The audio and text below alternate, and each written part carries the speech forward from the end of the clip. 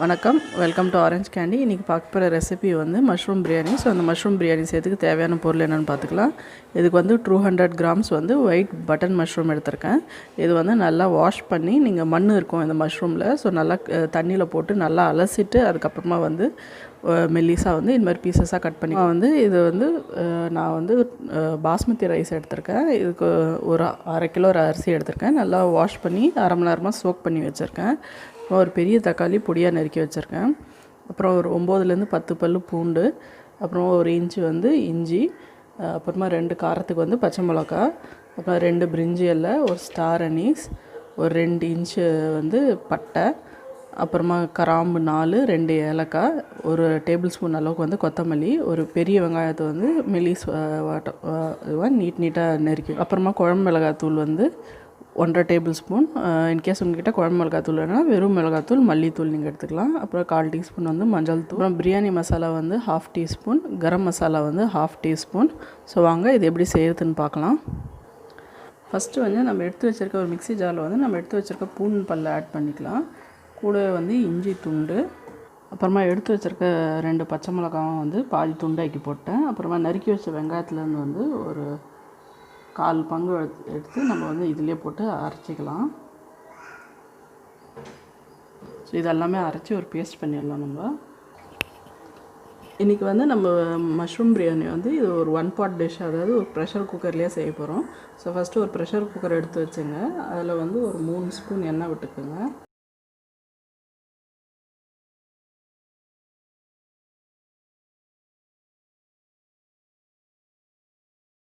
கூட வந்து 1 ஸ்பூன் வந்து நம்ம நெய் ஆட் பண்ணிடலாம்.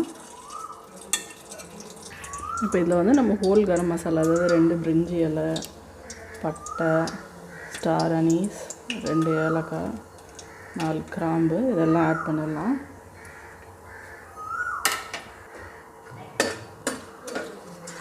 ஸோ நம்ம ஹோல் கரம் மசாலாலாம் நல்லா ஃப்ரை ஆகி வாசனை வர ஆரம்பிச்சிச்சு.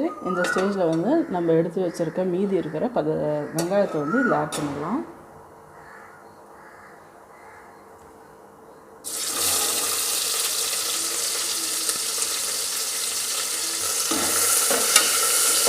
வெங்காயம் வந்து நல்லா பிங்க் ஆகிற வரைக்கும் வதக்கி வச்சுங்க.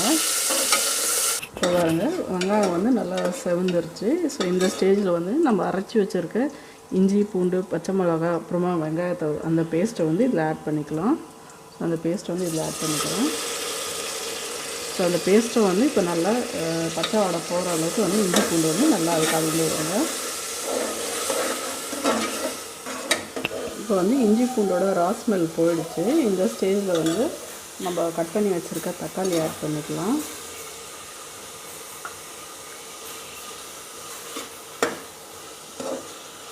தக்காளி கொஞ்சம் வெந்து லேசாக குழையட்டும்.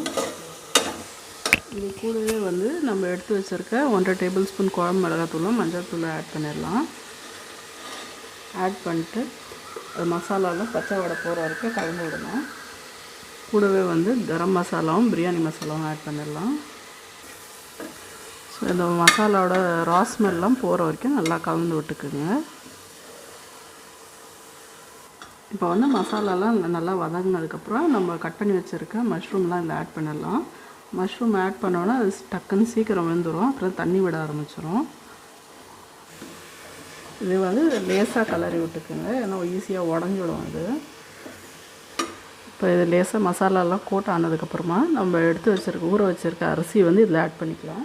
ஸோ இதுக்கு வந்து நான் 1/2 கிலோ அரிசி வந்து நல்லா கழுவி ஊற வச்சு வச்சுருக்கேன் 1/2 மணி நேரம் முன்னாடி. ஸோ அது வந்து இதில் ஆட் பண்ணிக்கலாம்.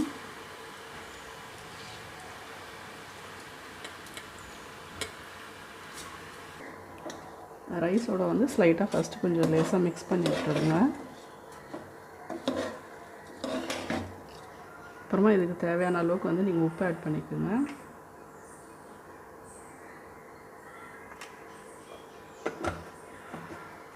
உப்பு ஆட் பண்ணிட்டு ரைஸ்க்கு ஏற்ற மாதிரி நீங்கள் வந்து வாட்டர் ஆட் பண்ணிக்கோங்க. பாஸ்மதி ரைஸ்னால் 1க்கு 1.5, இல்லைனா வேறு ரைஸ்னால் அதுக்கேற்ற மாதிரி நீங்கள் வாட்டர் ஆட் பண்ணிக்கோங்க. இப்போ வாட்டர் ஆட் பண்ணதுக்கப்புறமா உப்பு வந்து ஃபைனலாக செக் பண்ணிக்கோங்க.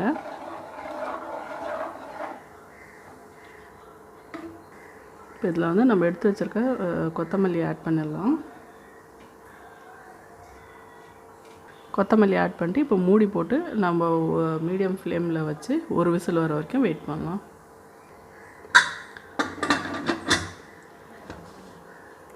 நம்ம மூடி போட்டு லோ மீடியம் ஃப்ளேமில் வந்து ஒரு விசில் வர வரைக்கும் நம்ம வேக விட்டுடலாம்.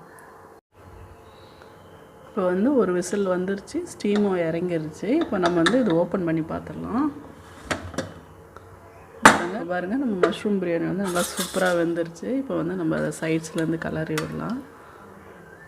பாருங்கள் நல்லா உதிரி உதிரியாக சூப்பராக வந்திருக்கு நம்ம பிரியாணி. இப்போ வாங்க இதை சர்வ் பண்ணிடலாம்.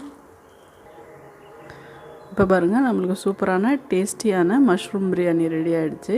கண்டிப்பாக அந்த ரெசிபி ட்ரை பண்ணி பாருங்கள், உங்களுக்கும் பிடிக்கும்னு நினைக்கிறேன். ட்ரை பண்ணி பார்த்துட்டு எப்படி இருந்துச்சுன்னு கீழே கமெண்ட் செக்ஷனில் சொல்லுங்கள். அப்புறம் இந்த ரெசிபி உங்களுக்கு பிடிச்சிருந்தா இந்த வீடியோவை லைக் பண்ணுங்கள், ஷேர் பண்ணுங்கள். அப்புறம் மறக்காமல் எங்கள் சேனல் ஆரஞ்சு கேண்டிக்கு சப்ஸ்கிரைப் பண்ணுங்கள். நன்றி, வணக்கம்.